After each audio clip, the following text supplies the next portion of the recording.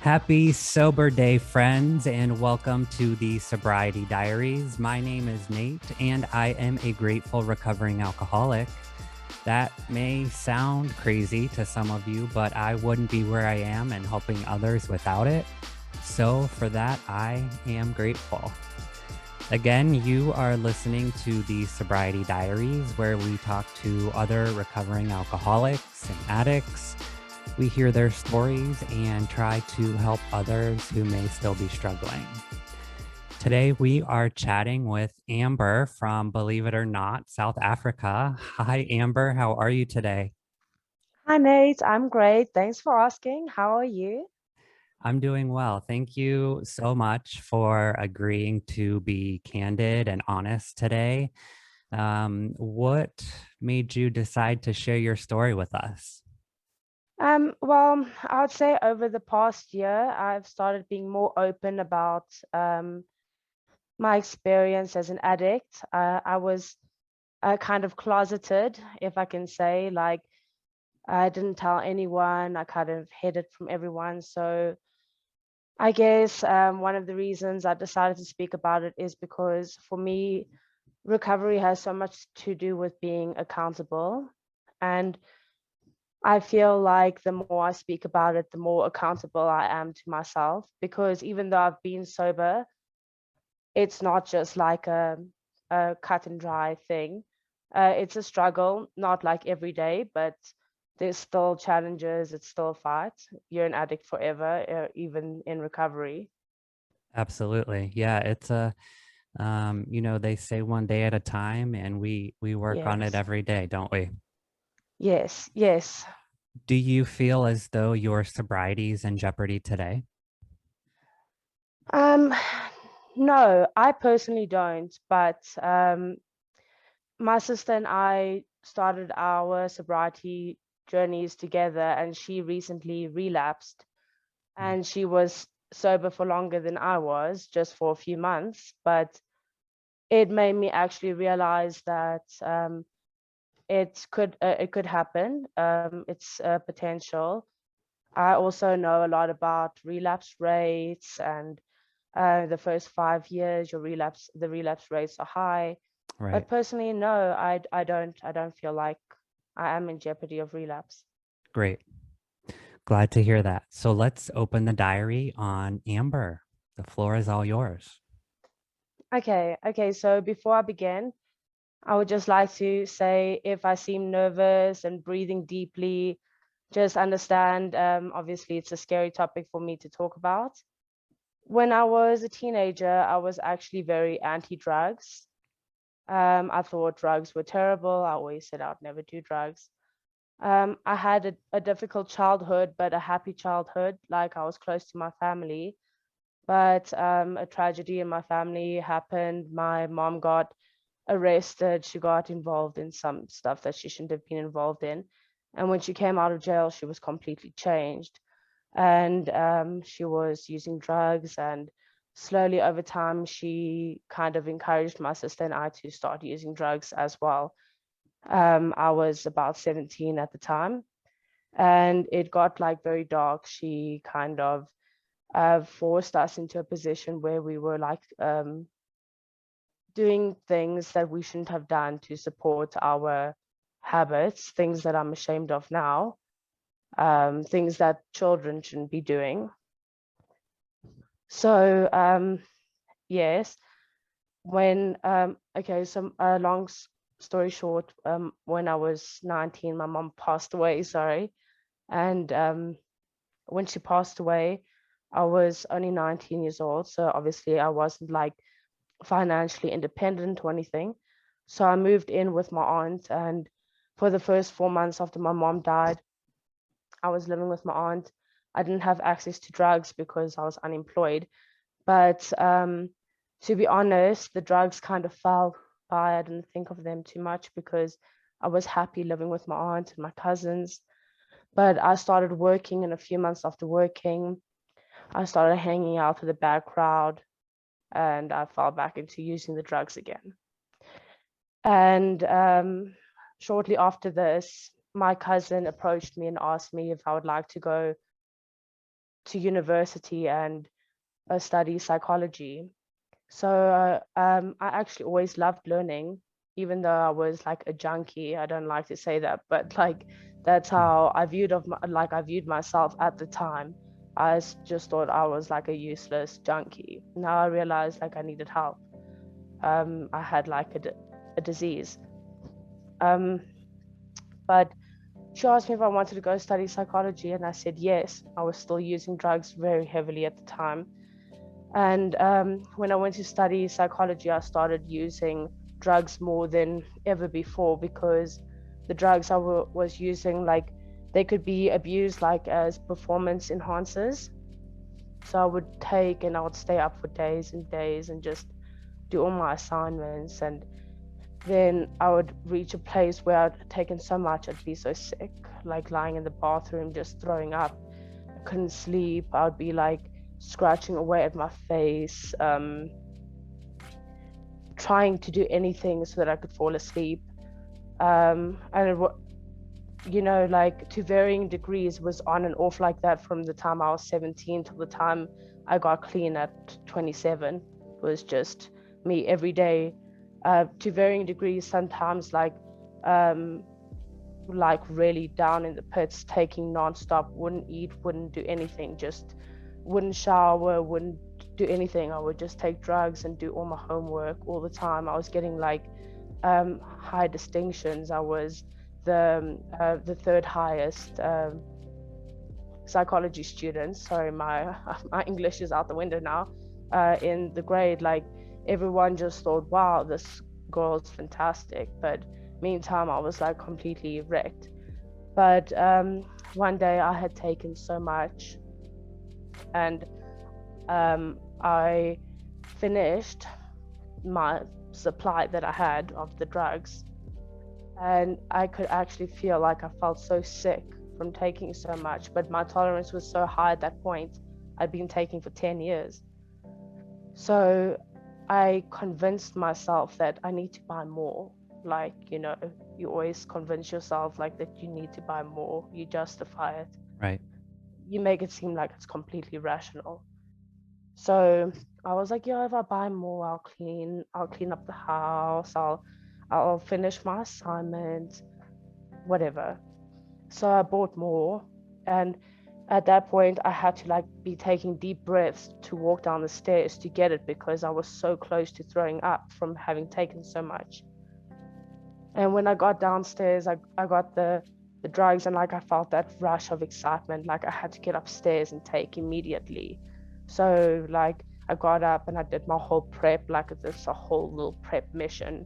That's part And of then it, isn't it? yes, it's like, The getting of the supply and the whole routine that we follow, yes. and yeah, I completely understand Yes, that. the control, like I'll take every hour, and Yes. maybe sometimes you can extend that, and then you feel like a little bit proud of yourself, like, oh wow, I took every 2 hours this time. And Right. then you feel like you're controlling the drugs, not like the drugs are controlling you. And it's like so perverse and crazy. Like, um even when you don't want it, you feel like you should be wanting it. Like, you'll wake up and then you'll be like, oh, but this was the time that I used to have a line, so even though I'm not really in the mood for it now, like I feel like I should be. It was so crazy. Okay, so at that stage I was already having like this massive feeling of cognitive dissonance, like that I felt like I needed the drugs, but I already knew that I shouldn't do it, because I think that studying psychology was a huge turnaround in my life. It made me start to understand the nature of addiction and like how the human mind worked. I started to feel like so many people were just studying psychology because they had to, or they didn't know what to study. But for me, it was really helping me. It was making me understand how my brain was working. But I still couldn't break it. But after I bought that extra bit and I took, immediately I could just feel the sickness come up. Yeah. Sorry to be graphic. It's And I okay. ran to the bathroom and I just started like being sick, like violently sick. And I was like so violently sick that I actually physically had to hold the toilet bowl, because like my body was like so violently ill. And afterwards, I was just like literally holding the toilet bowl, lying on it in case I was going to throw up again. And I just started crying and I said, "You're killing yourself, and you're just way too smart for this. Like, you are actually killing yourself. Is this what you want?" So I just got up and I took my phone and I recorded myself, and I just kept it on record, like recording myself throwing up and feeling really sick. And like I was just talking to myself, like having a full on conversation with myself, like on the video, like, how can you be doing this to yourself? You've given up the best years of your life, your 20s for for drugs. So I got I stopped taking drugs like cold turkey right there and then. 2 weeks later, I wanted to like celebrate my success by buying drugs, but I managed to hold out. But yeah, I started drinking heavily at that point. That's the problem. I started drinking really heavily, but after like a year of drinking really heavily, I got arrested for drinking and driving. Luckily, it was thrown out of court because of like a technicality, so I didn't get in trouble. But I was really scared that I was going to lose my boyfriend at the time, that he had like just had, you know, it was the last straw.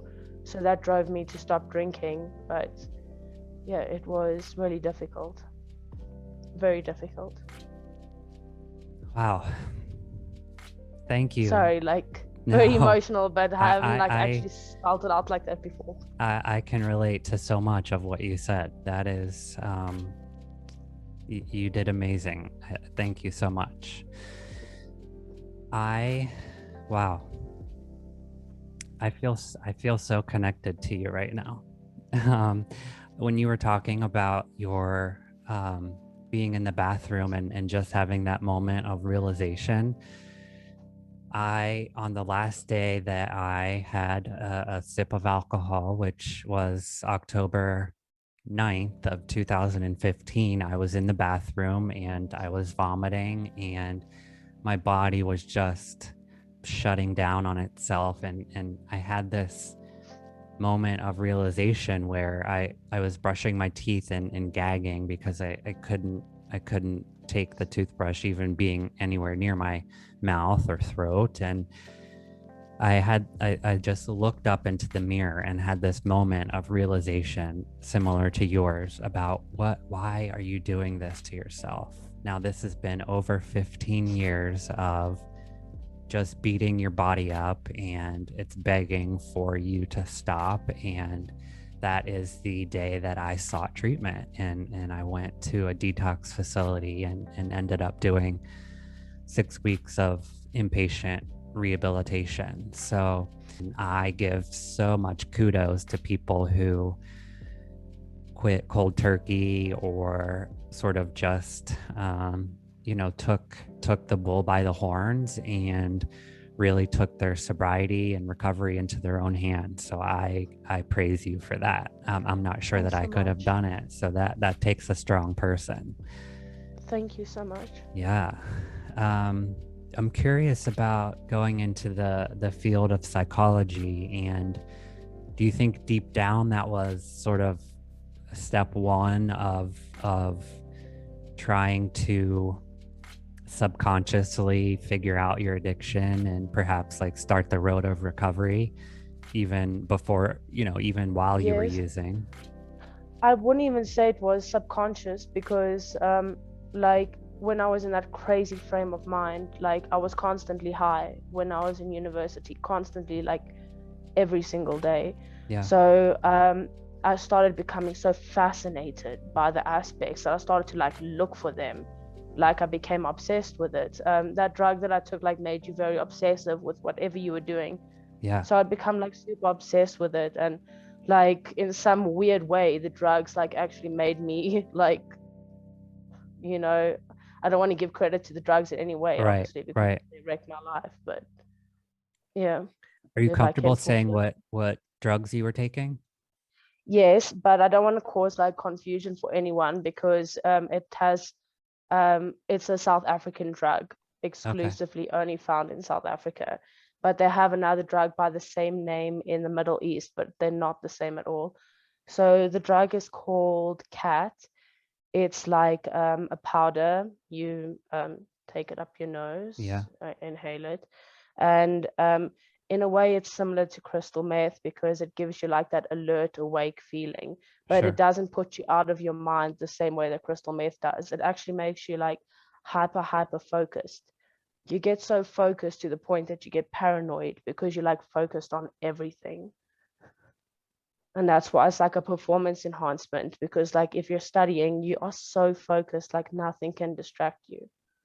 There is a debate whether, it's hereditary and we're born Mm. with a trait or genes that sort of predispose us to addiction.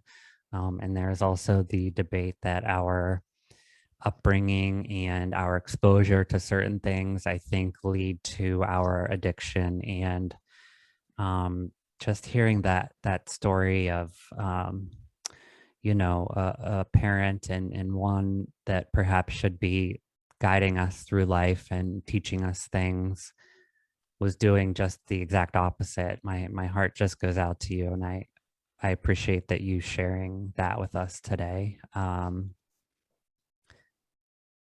Do you hold a resentment to your mother? Or have you been able to perhaps forgive her? It's so strange that you asked that because for the first time, like since I stopped drinking, I was really, really thinking about it today. Like a major part of recovery is about forgiving other people and forgiving yourself. Like for the number one thing is forgiving yourself. Like I have to forgive myself for all those times I fucked up. Like I really have to. And I try so hard to forgive my mom, but um I really do resent her because like I don't have children of my own, but I have nieces and I could never do that to them. So yes, I hold a lot of resentment to my mother.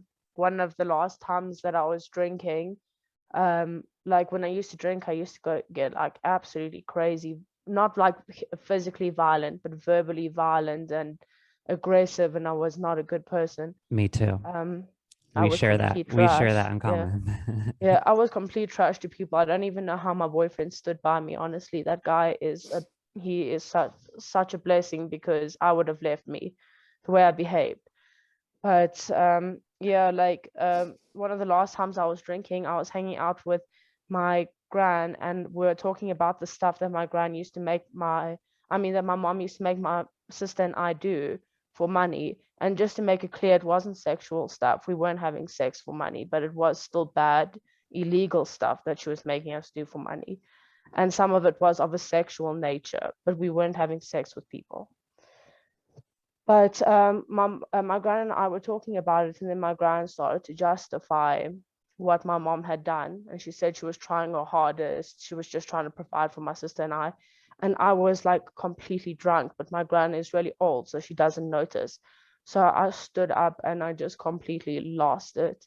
And Yeah. I was like, I don't want to hear one more fucking time that my mom tried the best for us. She destroyed our fucking lives. She didn't give a shit about us. She Yeah. hated me. She didn't love me. And I don't want to hear that. So don't say that to me one more fucking time. And I completely lost it. And that was also one of my motivations for stopping alcohol, like the way that I spoke to my gran in that moment. Like I was completely wrecked. And my gran was actually like scared, Yeah. like that actually stays with me. She was like, okay, I'm sorry, I won't say it again. And I'm like, I actually scared my gran, but Yeah. That's tough. it's hard. It's just hard to hear that kind of nonsense all the time. Sure. So, how about we change gears a little Yes, bit? no problem. Yeah, let's talk about your life in recovery, and let's talk about some benefits that have come into your life because of um, not drinking and drugging, and let's talk about some positivity. Okay, yes, definitely. So, being sober has been amazing. A lot of times been challenging, of course. Of course. But I think one of the best things that I got from being sober was my independence. Like before I was sober, I was with my ex-boyfriend. It was a very unhappy relationship, but I was just staying in it because he was very like when you're on drugs and alcohol and the financial situation is really good, you just stay there because you're so happy that the drugs and alcohol are continuously flowing Sure. in. It's comfortable. Yes, it's comfortable. Like, of course I loved him, but the reason I was staying was because I was completely addicted. So when I got sober, I became like very independent, and that was one of the things that I love the most. I love having my independence. I feel like I only grew up really in my late 20s. Like I missed my whole 20s. Like the memories kind of just gone. So I only really grew up now, and I'm really enjoying that. Um, I'm also really enjoying like the type of relationships that I get to have with people now. Like some of my relationships I can't repair because they've been too far messed up. But it's really weird to have like such I don't know how to say pure relationships, but like Yeah. relationships that aren't like all twisted around drugs, like Right. um, like hanging out for drugs and everything around drugs. So that's really nice as well. Um, yeah, and I like that people can depend on me and rely on me, and like someone asks me if I can do something and I actually get it done. So yeah, it is really nice. Yeah. I think that trust and dependability that comes with being sober for a bit of time is rewarding, which it may seem very simple to those people who aren't Mm, addicts or have been distrustful in the past. But I yes, think one of the simplest things for me was my sister and brother-in-law um, vacationing or being out of town and asking me to house sit for them and check in on the house, and being trusted with their garage code and key to their house, where before yes, I probably would have been rummaging through their alcohol closet and not been trusted with that. And it seems so yes, simple, but it shows that work and that time that you can get under your belt. So I can relate to that for sure. yes. And I actually really wanted to say that that is so important. One point out of what you were saying is really important, that you have to give people the time to trust you again. You can't be upset with people for not trusting you. Like you were messing up for years and years and years, and you need to earn their trust again. That's really important, because I think along the way people are always getting so upset that why can't you trust me, I've been Right. sober for x amount of time, but they need time as well. Right, exactly. And it's on their own time frame. You can't Yes, rush it. You can't yes, ask for it to happen. You can't prompt anything. They have the right to, make it on their own terms as if they well. want to or not. Yes. Right. Are you doing anything to help any addicts who are still struggling? No, no, I'm not. At one stage I kind of was, nothing like official, but I would just talk to family members of addicts and stuff, and like tell them, give them advice, kind of, don't enable them, love them by being a little bit tough. I really believe that you have to be tough with the Yeah. addicts. Um, but now, unfortunately, no. I have to be honest, one of the negative things about my new life is that I've kind of fallen from one addiction into a more acceptable addiction, which is like being a workaholic. So I'm like now at this point where I'm working like 70 to 80 hours a week. So Wow.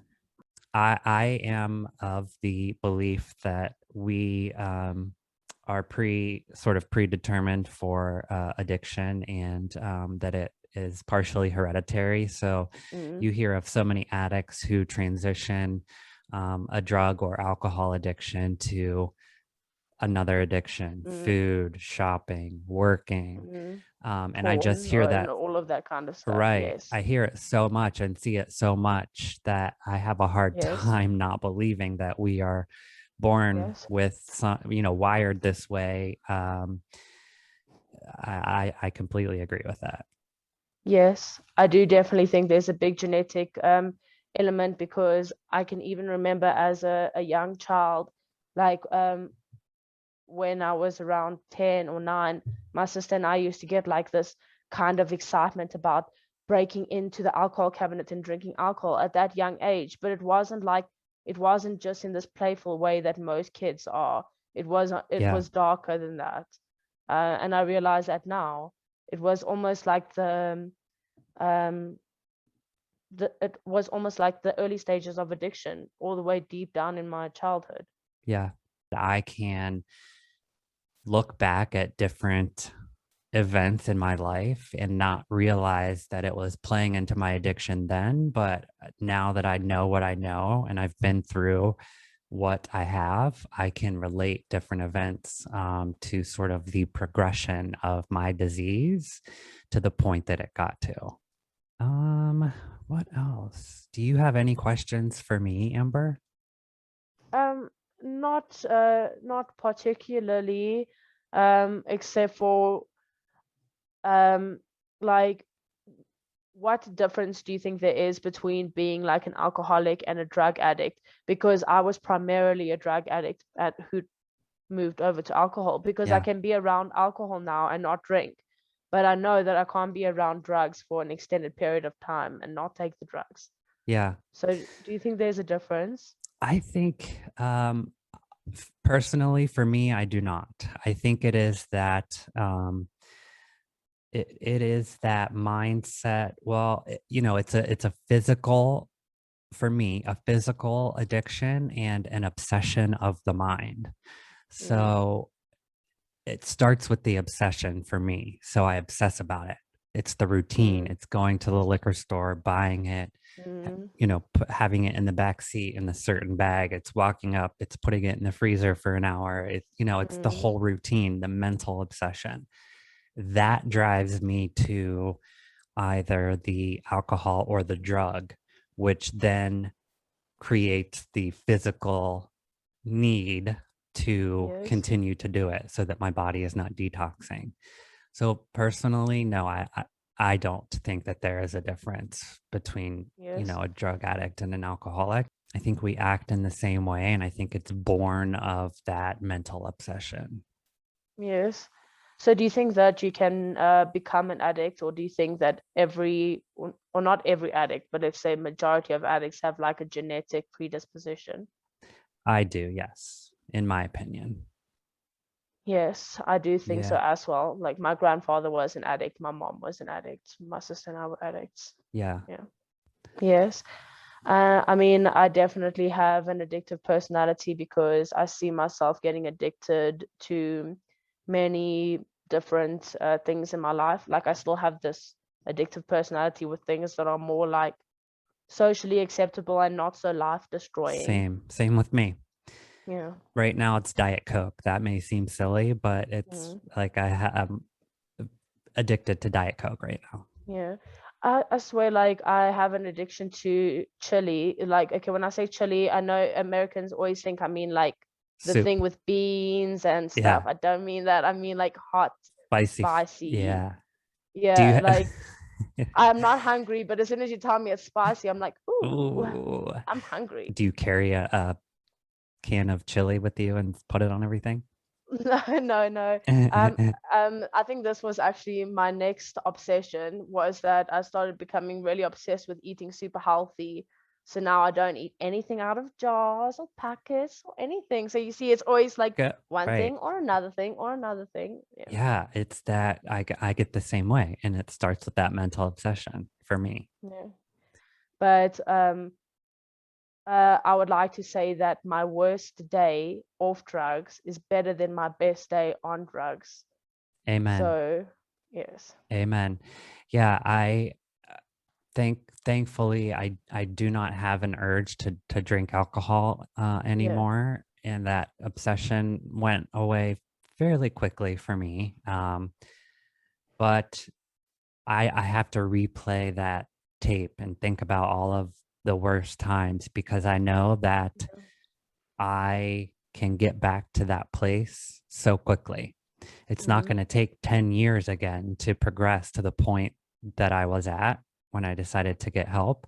Yes, definitely what you're saying is like so accurate. Like I just think of the time that I quit for almost a year, and my sister quit for more than 3 years, and we both relapsed. And the crap thing about relapsing, especially in my sister's case, she relapsed after 3 years, is she went straight back to those quantities that she used to consume before, and she really cannot tolerate it, That's why and it's you really scary.